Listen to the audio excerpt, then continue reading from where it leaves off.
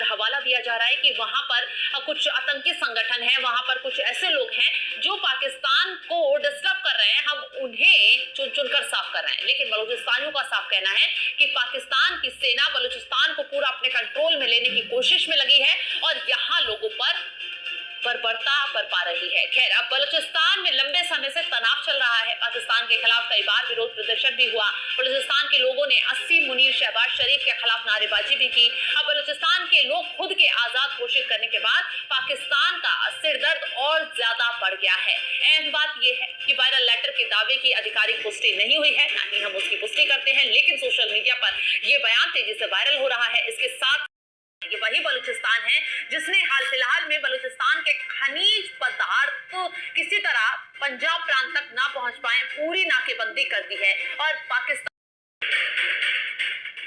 नमस्कार, स्वागत है आपका एनएमएफ न्यूज में। मैं हूं आपके साथ शबनम। नमस्कार, मैं हूं केदार विश्वकर्मा।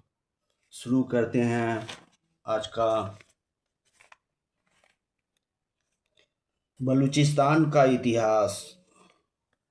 बलूचिस्तान का इतिहास मानव सभ्यता के शुरुआती दिनों से जुड़ा है। यहाँ स्थित मेहरगढ़ वर्तमान कचही मैदान को दक्षिण एशिया में खेती और पशुपालन के सबसे पुराने प्रमाणों में से एक माना जाता है। साम्राज्यों का प्रभाव। प्राचीन काल में यह क्षेत्र कभी हखामनी साम्राज्य का हिस्सा रहा तो कभी यहाँ मौर्य साम्राज्य, कुषाण और गुप्त वंश का भी प्रभाव रहा।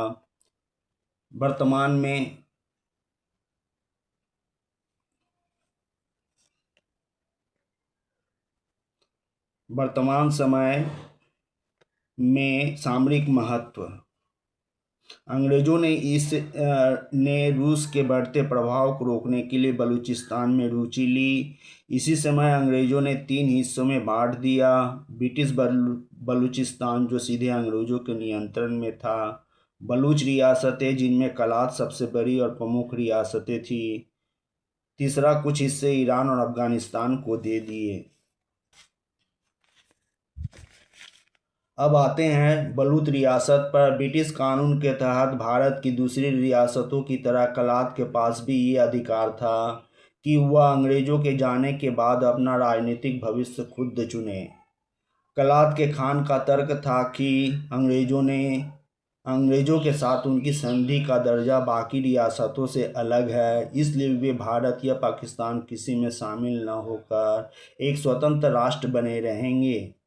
15 अगस्त 1947 को अंग्रेजों के जाने के बाद इस स्वतंत्रता को स्वीकार करने के लिए तैयार नहीं था पाकिस्तान। लगभग 7-8 महीने के राजनीतिक गतिरोध और दबाव के बाद 1948 को पाकिस्तानी सेना कलात में दाखिल हुई और खान को विलय के दस्तावेज पर भारी सैन्य और राजनीतिक दबाव बनवाकर दस्तखत करवा लिए गए। बलूच जनता और कई नेताओं ने इस विलय को जबरन कब्जा माना, जिसके बाद से वहां असंतोष की चिंगारी भड़क उठी। पाकिस्तान में शामिल होने के बाद से बलूचिस्तान ने 5 बड़े राष्ट्रवादी आंदोलन 1948, 1958, 1962, 1973, 74 और 2004 से अब तक सामना किया है। इस संघर्ष की एक बड़ी वजह बलूचिस्तान के प्राकृतिक संसाधन भी बताए जाते हैं। यह इलाका प्राकृतिक गैस, तांबा, सोना जैसे खनिजों से समृद्ध है।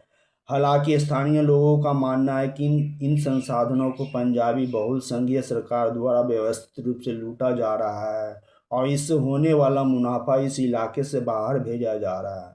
जहां सरकार अरबों की खनिज संपदा निकलती है, वह इन बड़े प्रोजेक्ट्स के आसपास रहने वाले स्थानीय समुदायों को साफ पीने का पानी, भरोसेमंद बिजली या बुनियादी स्वास्थ्य सुविधाएं तक नहीं मिलती। आर्थिक असमानता का यह बड़ा अंतर विद्रोह को और हवा देता है, जिससे स्थानीय लोगों की शिकायतें एक हिंसक और अनुभवी प्रतिरोध के रूप ले लेती है। आधुनिक समय में चीन पाकिस्तान आर्थिक गलियारे CPEC और ग्वादर बंदरगाह के विकास ने बलूचिस्तान को वैश्विक राजनीति के केंद्र में ला दिया है। स्थानीय लोग इस परियोजना का विरोध करते हैं क्योंकि उन्हें डर है कि इससे उनकी जनसांख्यिकी बदल जाएगी और संसाधन छिन जाएंगे। वर्तमान में यह क्षेत्र सैन्य अभियानों, बलूच उग्रवाद जैसे बलूचिस्तान लिबरेशन आर्मी और जबरन गायब किए जाने वाले लोगों के गंभीर मानवाधिकार मुद्दों से जूझ रहा है। इस तरह पाकिस्तान में हालात लगातार बिगड़ते दिखाई दे रहे हैं। बलूचिस्तान का प्रतिनिधि बताने वाले मीर यार बलोच ने घोषणा की है कि बलूचिस्तान अब पाकिस्तान का हिस्सा नहीं रहा। उसने खुद को स्वतंत्र देश घोषित कर दिया, जिससे पूरे दक्षिण एशिया की राजनीति में नई बहस छेड़ दी है। बलूचों द्वारा एक नए देश के ऐलान से पाकिस्तान से आज़ाद होने और एक नए राष्ट्र के रूप में खुद को ऐलान से पाकिस्तान के लिए नई मुसीबतें खड़ी कर दी है। रिपब्लिक ऑफ बलूचिस्तान के नाम से अपने अस्तित्व के आने का दावा किया गया है। मीर यार बलूच ने कहा कि बलूचिस्तान ने अपने राष्ट्रगान माँ चुकेन बलूचनी अपनाया है, अपना राष्ट्रीय ध्वज पेश किया और अपनी मुद्रा बलूची फालूस शुरू की है। उन्होंने ऐलान किया कि बलूचिस्तान ने अपना नया राष्ट्रीय ध्वज और शासन प्रणाली भी स्थापित कर ली है। सबसे बड़ी बात यह है कि बलूचों ने भारत से अपनी खास अपील की है और कहा है कि हमें पाकिस्तान का हिस्सा ना कहे। बलूचिस्तान ने भारत से अंतर्राष्ट्रीय मान्यता की मांग की है। विशेषज्ञों का मानना है कि अगर भारत बलूचिस्तान को अलग राष्ट्र के तौर पर अंतर्राष्ट्रीय मान्यता देता है तो यह पाकिस्तान को टुकड़े टुकड़े करने की दिशा में एक मील का पत्थर साबित होगा, लेकिन इसके दूरगामी और कूटनीतिक अंजाम हो सकते हैं।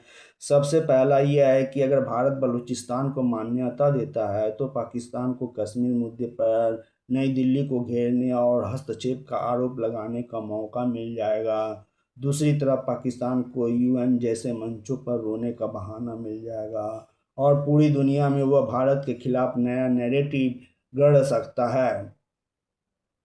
क्योंकि बलूचिस्तान से चीन के गहरे राजनीतिक और व्यापारिक हित जुड़े हैं। वैसे तो चीन से हमारा स्वतंत्रता के बाद से ही अभी तक 36 का आंकड़ा है। 1962 के युद्ध में चीन ने भूटान के बराबर क्षेत्र पर लद्दाख को एरिया हथिया चुका है और अभी भी अरुणाचल प्रदेश पर दावा करते आ रहा है। इससे सीमा पर और तनाव बढ़ने की आशंका में वृद्धि होगी।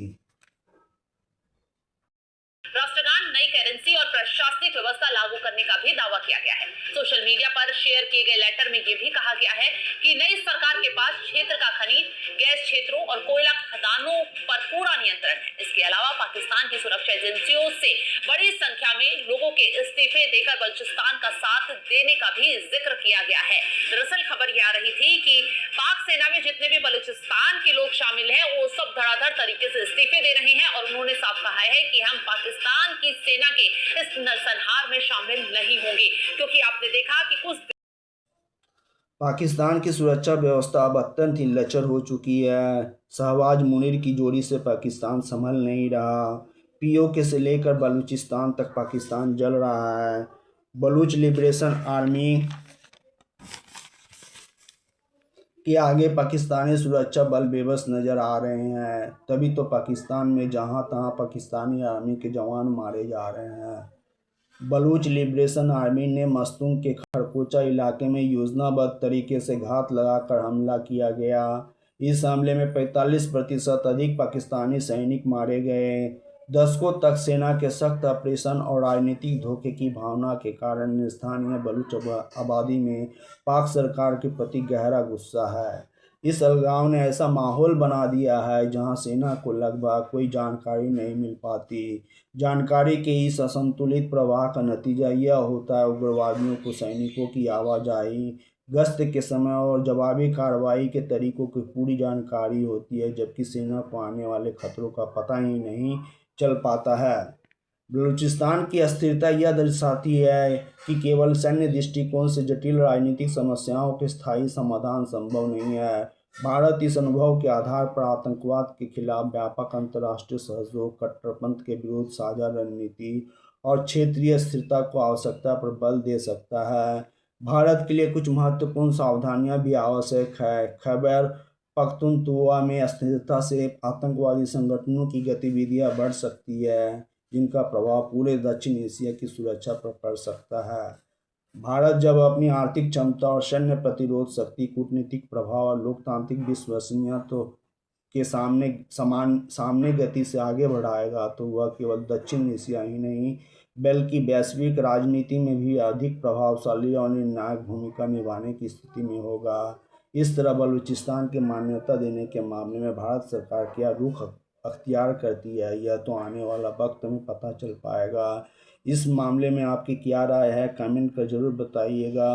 बस आज के लिए इतना ही, फिर किसी दूसरे मुद्दे को लेकर हाजिर होंगे। आपका शुभचिंतक केदार विश्वकर्मा। जय हिंद, वंदे मातरम।